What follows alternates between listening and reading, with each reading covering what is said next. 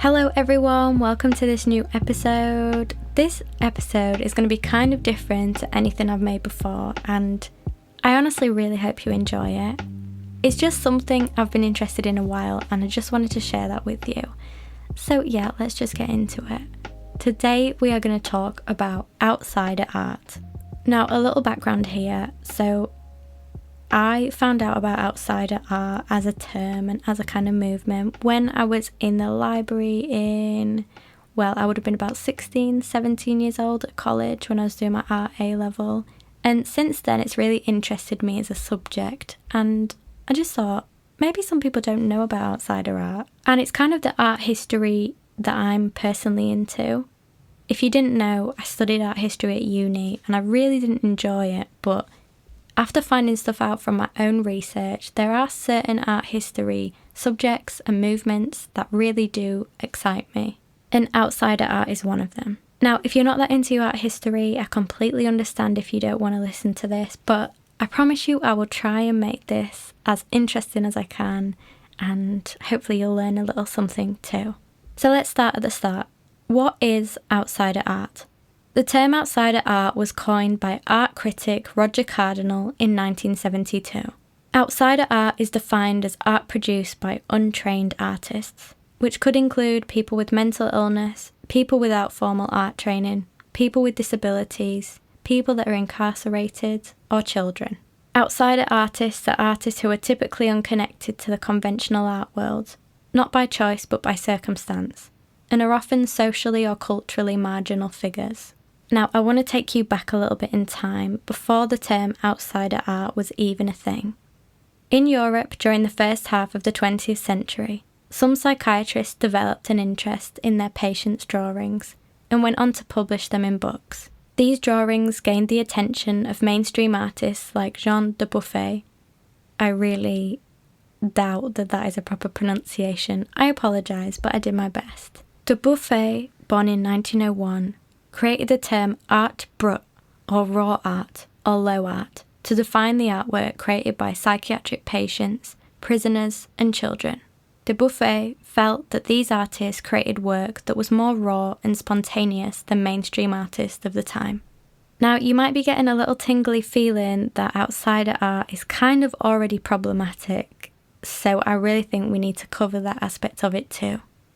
Here I'm going to be referencing the article Outsider Art is a Lie by Adam Turl. Outsider art others these artists based on their background, class, or mental health, centering the institutional art world as the norm and the outsiders as the outliers. When the artist's mental health, race, class, or background is at the forefront, their work is perceived in certain limited ways, so the artists aren't appreciated just as artists, but forever entangled with this label of other. This othering exoticizes these artists, setting them apart from the normal art world and exploiting them as novelties, separated by their differences. For example, many outsider artists are African American artists from the American South. Work by poor, working class, black southern and rural artists was perceived as closer to nature, mysterious, or a continuation of pure, primitive African art. Even if the art didn't reference any of these themes, it was presented in such a way, reducing the artist to certain stereotypes and assumptions. These artists are often defined by the so-called novelty of their background, rather than the merit of their work, which romanticizes what they create, and it adds a narrative that doesn't actually concern the artist's real story, intent, or creativity. Outsider art has become a trend in recent years, with pieces by notable artists being auctioned off for big money, and even an outsider art fair being held in New York and Paris. Although the awareness about artists outside of the art world is important, this work should be respected for more than just a current trend in the art world. And it feels a little bit like these artists aren't actually being appreciated as they deserve to be. So with that in mind, I want to move forward in this podcast appropriately, and I've actually attempted to rewrite some of the Wikipedia articles on these so-called outsider artists to provide as much respect and dignity to them as possible without just reducing them to their differences, because obviously that is highly problematic and an important part of the history of outsider art as a term. This subject has, like I said, been something that I've been interested in for a long time, and then discovering why it is so toxic, and it's so much more deeper than I realised. And I think it's just really important to share the histories of these artists for who they were, not a romanticised or exoticised version of themselves, but for their art as artists. The first artist I want to talk about on this podcast episode is Angus Mcphee. Angus Mcphee was a Scottish artist who lived on the island of South Uist, part of the Outer Hebrides. He was born into a crofting family in 1916, which is basically a traditional social system in Scotland, kind of defined by small-scale food production, so small-scale farming, small communities, that kind of thing. As a young boy, Angus learned how to make ropes and horse harnesses from the abundant grasses on the island. A few years later, Angus served in the British Army and ended up in the Faroe Islands during World War II, where he became incredibly mentally ill. He returned home to his family, but became mute, sullen, and self-absorbed. He was soon moved to an asylum and diagnosed with schizophrenia in 1946. Angus spent much of the rest of his life in a mental health facility near Inverness and was largely silent for 50 years. Angus was described as a quiet big man, and he ended up being admitted to the farm ward of the mental health facility. There, he tended to the animals and worked on the lands. During his free time, Angus wandered the hospital grounds in search of materials and created objects woven mostly from grass, sheep wool, and beech leaves. He made garments, hats, caps, pouches, harnesses and more, which he liked to hide under the bushes on the land. Now, just looking at Angus's wonderful, textural, grassy, beautiful, gorgeous pieces here, they seem to be reflective of the environment that Angus grew up around.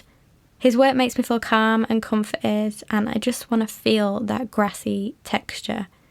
They're so beautiful and so natural and so earthy. When I think of Scotland, being a bit Scottish myself, thanks to my mum, I think about the amazing landscapes, which I personally believe to be like the most beautiful and varied in the world. And in my eyes, Angus has kind of transported these kind of landscapes from memory into these items of clothing and accessories. It's a shame because with Angus and with many of these so-called outsider artists, there aren't many images of their work, but what there is so beautiful, and I urge you to check out Angus's amazing grass and natural material artwork. I love it, and I really felt connected to it. Beautiful, beautiful, beautiful. Now let's move on to America, South Carolina to be exact. I want to tell you about Sam Doyle, who was an African-American artist born in 1906 in the Frogmore settlement of St. Helena Island, South Carolina. So while researching for this podcast, I found out about the Souls Grown Deep Foundation and Community Partnership. That is Souls Grown Deep. They're an organisation dedicated to promoting the work of Black artists from the American South. And Souls Grown Deep also support their communities by fostering economic empowerment, racial and social justice, and educational advancement. They're a fantastic resource for Black artists from the American South, and I found so much amazing information on this website, so many amazing artists, and so much history about each artist as well. History that you can't actually find on encyclopedia type things like Wikipedia. This Souls Grown Deep website has so much history of African American artists from the South, and it's definitely a website that I could browse for hours and hours. So, here's what they have to say about Sam Doyle. Frogmore, the settlement on St. Helena, had a very limited flow of public information even by the mid-20th century. But Frogmore had Sam Doyle, a 9th grade dropout of the Penn School, who did odd jobs in the community, in the general store of Beaufort, and in the laundry at the Marine Corps base on neighbouring Paris Island. Doyle had shown some artistic talent as a young schoolboy and had even been encouraged to study art by a teacher at the Penn School. He began to paint, he recalls, around 1944, and from that point on, he worked towards refining his artistic talent and broadening the scope of his content. After his retirement in the 1970s, Doyle became a prolific and dedicated artist who understood his role as scribe, chronicler, and entertainer for the inhabitants of the island. Doyle covered the outside of his house and studio with paintings covering a range of subjects. His initial audience was a local populace, Doyle's contemporaries and their children and grandchildren. They often had no access to information on their community and culture, and even their nation and its history, other than word of mouth, and Doyle's portraits and narrative paintings. Doyle's primary focus was on the island itself. He documented the residents of the island, the legendary folk characters, and their myths and superstitions, and in that role, he transformed people into myths and became a mythmaker himself. He balanced his presentation, showing us at once the strengths and weaknesses of his friends and acquaintances, their most gallant actions, mystical powers, eccentricities, and sexual foibles. His paintings, which at first seem uncomplicated and naive, turn out to be a complex layering of encoded meanings and social commentary. He looked inside houses and inside heads for both insight and gossip. He observed and was proud of the social changes for African Americans on St. Helena, in the South, and across America as a whole. When a black person on the island became the first of his or her race to practice a profession on the island, Doyle created a portrait to commemorate the progress of his people. Among them, the first black doctor, barber, midwife, laundryman, embalmer, postman, and policeman. Doyle also needed to keep the islanders informed about the progress being made by black people in the American mainstream. He painted Joe Louis, Ray Charles, Jackie Robinson, Martin Luther King Jr., and various basketball players, entertainers, and other notable figures.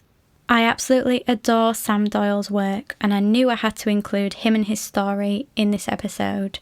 My absolute favourite thing about this as well is that he had this gallery space that he created outside of his house for anyone in the community to visit and witness his wonderful artwork and the stories and gossip and the celebration and the happenings that were depicted in his paintings of real life on this island. There are photographs of Sam with his paintings in this gallery space, and they are just beautiful.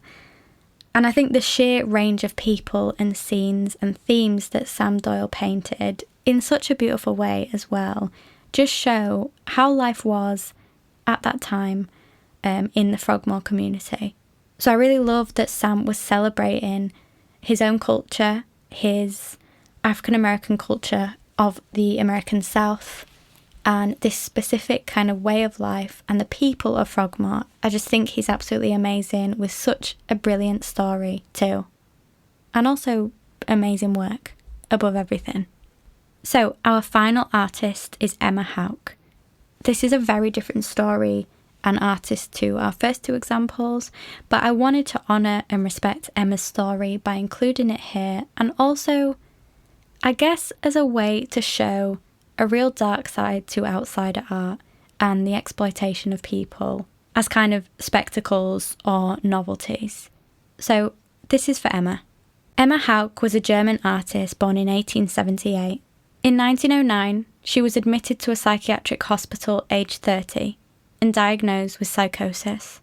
Emma's husband and two daughters became subjects of her psychosis, and while institutionalised, Houck wrote a series of letters to her husband, which were later considered to be artworks, even though Emma most likely did not consider them works of art herself. Emma was eventually released from this institution, although she was later institutionalised in another facility until her death in 1920. In Emma's letters, the writing fills the entire page, in most cases consisting only of the repeated phrase, "Sweetheart, come," in German, and in some examples, just "come." These phrases are written incredibly densely, again and again, until the words are difficult to even make out. So Emma here was clearly in her psychosis thinking of her loved ones and expressing that through these letters, desperately wanting to see them. But it feels so wrong to me that we can see these letters and that they're now considered art. By who? I don't know, this story just seems so very tragic to me. And these letters were so personal. This was private between Emma and her family, or even her caregivers. And to just belittle Emma's experience and feelings when she was going through such a difficult mental health illness, and she was clearly very vulnerable, it all just feels very exploitative. I know this is a bit sad to end on, but I felt it was important to include this example of so-called outsider art within this episode, as it shows such a dark side of creating a romanticised backstory out of someone's actually like very real, painful, difficult trauma and life. So that is all for this episode. I really hope you enjoyed how different this episode was.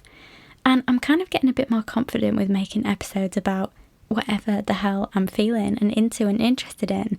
And it's a really nice, exciting feeling. So this has been a lot of fun, and I'm really looking forward to hear what you think. If you get this far, thank you so much. And if you'd like more outsider art episodes, do let me know. Just thank you for listening. I really appreciate you, and I really hope that your day is going as good as it can do. And I'm just sending you loads and loads and loads of love. Bye for now. Bye.